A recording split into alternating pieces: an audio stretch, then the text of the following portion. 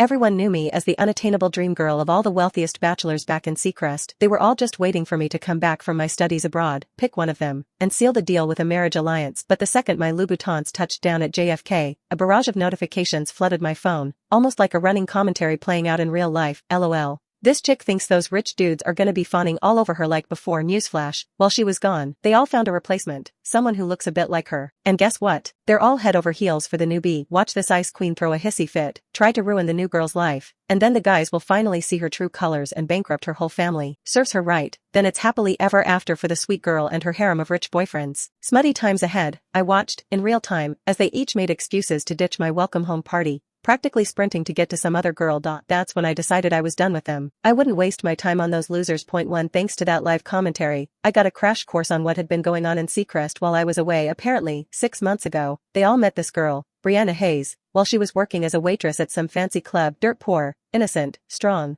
but with this fragile thing about her, and looking vaguely like me. Instant attraction. Apparently for the past 6 months, those guys have been tripping over themselves to impress Brianna, just like they used to do with me. They even had a group chat, originally called Waiting for Sugar Plum's Return, that was now filled with nothing but Brianna talked. I hadn't told any of them I was coming back, so they set up this welcome home party. I was rocking a killer emerald green dress, watching them walk in one by one, bearing gifts. Seacrest's 4 most eligible bachelors, all different personalities, but with the same basics: young, handsome, rich. Money really does make people beautiful. Sugar Plum, hey there, all kinds of greetings, way more polite than I remember. The notifications popped up again. They used to be all over Sugar Plum. Now they're acting like she has the plague. They were just saying in the group chat that they don't want to piss off Brianna, so they gotta keep their distance from Sugar Plum. OMG. This is such a double standard love story. I'm living for it. At first, I thought those notifications were BS, but seeing their reactions, I started to think this was all for real. Point 2 Barely into the party, Preston, the wild one, was glued to his phone. The others started checking their phones too, whispering to each other. Preston looked like he was about to jump out of his skin. Looks like I needed a bathroom break. As soon as I hit the restroom, the notification started. OMG.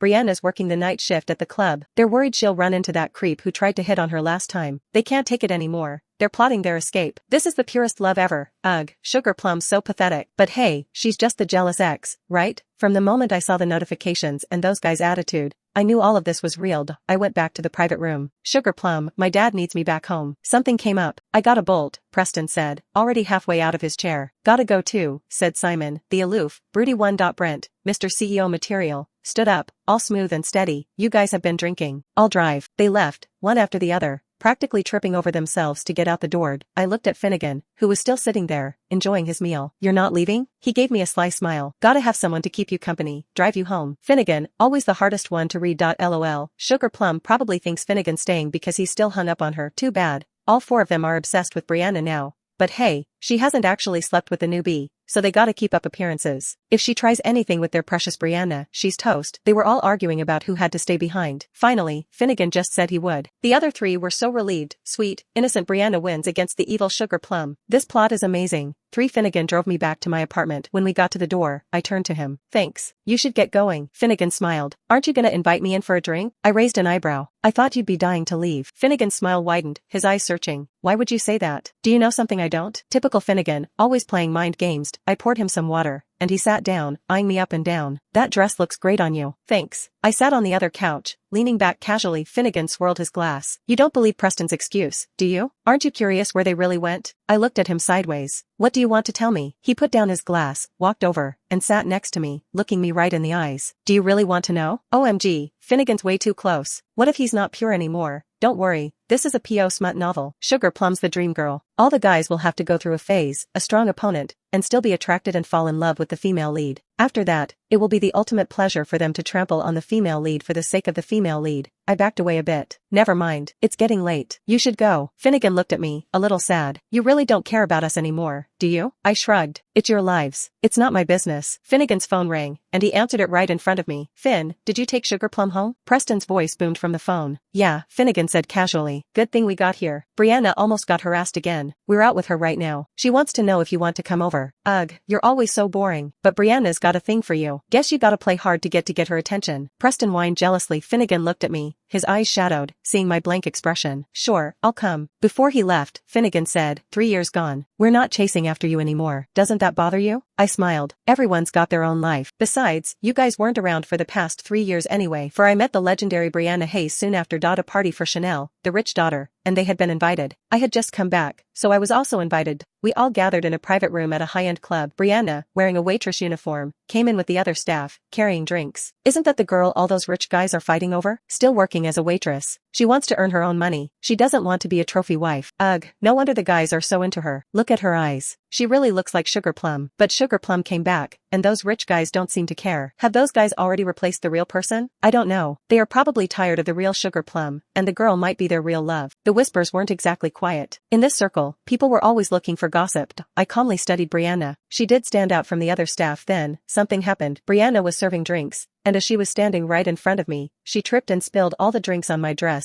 I scrambled back, but some of the drink still splashed onto my dress. Oh, Sugar Plum, I'm so sorry. It's all my fault. She dropped to her knees, begging for forgiveness, trying to wipe my dress. I was about to tell her it was fine when someone yelled, Sugar Plum, stop bullying Brianna. Preston stormed over, glaring at me, and pulled Brianna up behind him. Sugar Plum, you're supposed to be a classy lady. How can you treat a helpless girl like this? Did you learn that overseas? So disrespectful. He spat those words. Everyone watched us, whispering about me being dumped. OMG, he's so protective. I'm shipping this so hard. Sugar Plum's starting trouble, and the guys are gonna turn on her. Preston, don't. It was an accident. Sugar Plum has every right to be mad, Brianna said softly, fanning the flames that made Preston explode. Sugar Plum, I didn't know you were so petty. Preston. I cut him off. I haven't said a word. What are you even talking about? Preston stared at me, stuttering. 0.5-inch Sugar Plum, it's all my fault. You can yell at me all you want, just don't blame Preston. He's only trying to protect me, Brianna said, all innocent. My opinion of her changed instantly. I thought she was just a sweet girl, but she was a snake. Sugar Plum, Brianna's not like you. She wasn't born rich. She has to work hard for a good life. So I don't want you taking it out on her just because we're nice to her. Please, Preston said stubbornly. I pursed my lips. I was born rich, so I can live well. Like you can stand here and say crap, but I don't owe anyone anything. My morality won't allow you to accuse me. She poured drinks on my dress, and I haven't said a thing. You're just blaming me because you are protecting someone else. If I make a big deal of it, I'm just exercising my rights. If I don't, I'm being generous. It has nothing to do with who you like. You understand? He was stunned, and he seemed flustered. I think Sugar Plum's got a point. She didn't say anything, but the female lead acted like Sugar Plum was bullying her. What point? She was going to bully the female lead anyway. The male lead just stopped her. Just because the male lead helped doesn't mean Sugar Plum was right. Yeah, look how pitiful the female lead is. Sugar Plum's the worst. I rolled my eyes at those comments. Chanel stepped forward and smiled. Guys, relax. It's my birthday. Can you do this for me? Preston and Brianna left. Brent and Simon were standing at the door. They glanced at me and left with Preston and Brianna. Some people whispered that the dream girl had become old news. Later that night, I got a ride home, but I asked the driver to stop by the lake.